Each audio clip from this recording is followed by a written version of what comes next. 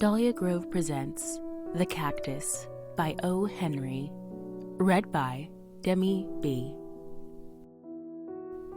The most notable thing about time is that it is so purely relative. A large amount of reminiscence is, by common consent, conceded to the drowning man, and it is not past belief that one may review an entire courtship while removing one's gloves. That is what Trysdale was doing, standing by a table in his bachelor apartments. On the table stood a singular-looking green plant in a red earthen jar. The plant was one of the species of cacti and was provided with long, tentacular leaves that perpetually swayed with the slightest breeze with a peculiar beckoning motion. Trysdale's friend, the brother of the bride, stood at a sideboard complaining at being allowed to drink alone. Both men were in evening dress. White favors like stars upon their coats shone through the gloom of the apartment. As he slowly unbuttoned his gloves, there passed through Trysdale's mind a swift, scarifying retrospect of the last few hours.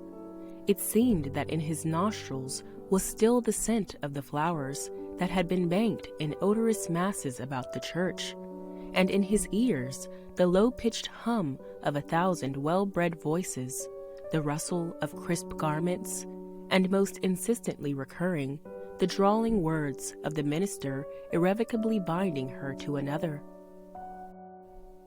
From this last hopeless point of view he still strove, as if it had become a habit of his mind, to reach some conjecture as to why and how he had lost her.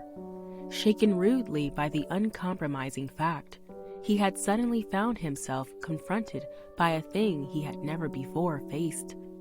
His own innermost, unmitigated, arid, unbedecked self.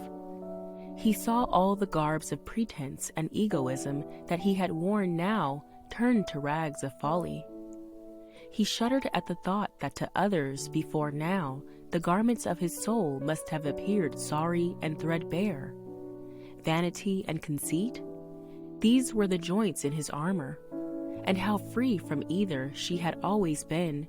But why?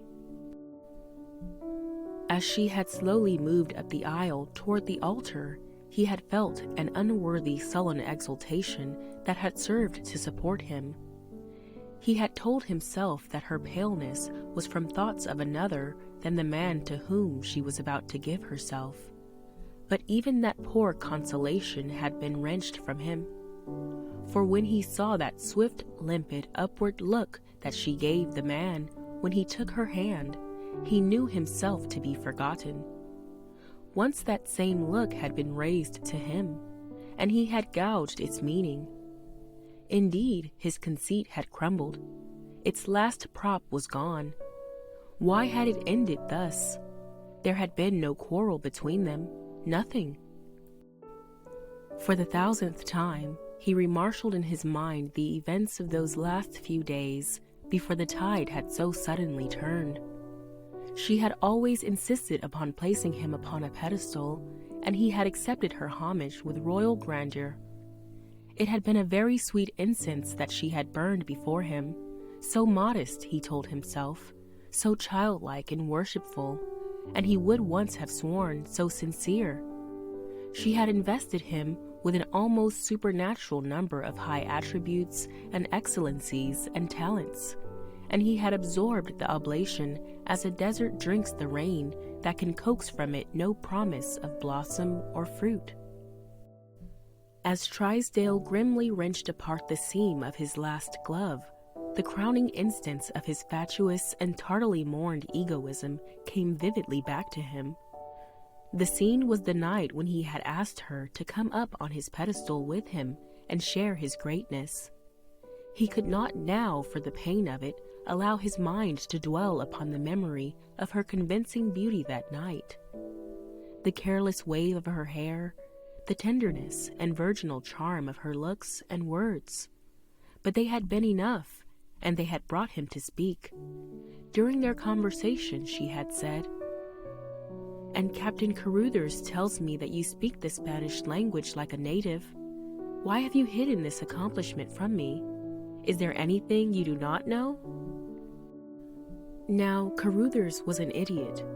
No doubt he, Trisdale, had been guilty, he sometimes did such things, of airing at the club some old, canting Castilian proverb dug from the hodgepodge at the back of dictionaries. Carruthers, who was one of his incontinent admirers, was the very man to have magnified this exhibition of doubtful erudition.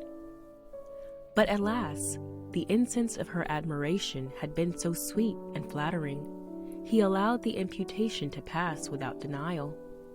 Without protest, he allowed her to twine about his brow this spurious bay of Spanish scholarship. He let it grace his conquering head, and among its soft convolutions, he did not feel the prick of the thorn that was to pierce him later. How glad, how shy, how tremulous she was! How she fluttered like a snared bird when he laid his mightiness at her feet! He could have sworn, and he could swear now, that unmistakable consent was in her eyes. But coyly, she would give him no direct answer. "I will send you my answer tomorrow," she said. And he, the indulgent, confident victor, smilingly granted the delay. The next day, he waited impatient in his rooms for the word. At noon, her groom came to the door and left the strange cactus in the red earthen jar. There was no note, no message, merely a tag upon the plant bearing a barbarous foreign or botanical name. He waited until night, but her answer did not come. His large pride and hurt vanity kept him from seeking her. 2 evenings later, they met at a dinner. Their greetings were conventional, but she looked at him breathless, wondering, eager. He was courteous, adamant, waiting her explanation. With womanly swiftness, she took her cue from his manner and turned to snow and ice. Thus, and wider from this on, they had drifted apart. Where was his fault? Who had been to blame? Humbled now, he sought the answer amid the ruins of his self-conceit. If the voice of the other man in the room, querulously intruding upon his thoughts, aroused him. "I say, Trisdale, what the deuce is the matter with you? You look unhappy, as if you yourself had been married instead of having acted merely as an accomplice. Look at me, another accessory, come 2,000 miles on a garlicky, cockroachy banana steamer all the way from South America to connive at the sacrifice, pleased to observe how lightly my guilt rests upon my shoulders. Only little sister I had, too, and now she's gone. Come now, take something to ease your conscience." "I don't drink just now, thanks," said Trisdale. "Your brandy," resumed the other, coming over and joining him, "is abominable. Run down to see me sometime at Punta Redonda and try some of our stuff that old Garcia smuggles in. It's worth the trip." "Hello, here's an old acquaintance. Wherever did you rake up this cactus, Trisdale?" "A present," said Trisdale, "from a friend. Know the species?" "Very well. It's a tropical concern. See hundreds of them around Punta every day. Here's the name on this tag tied to it.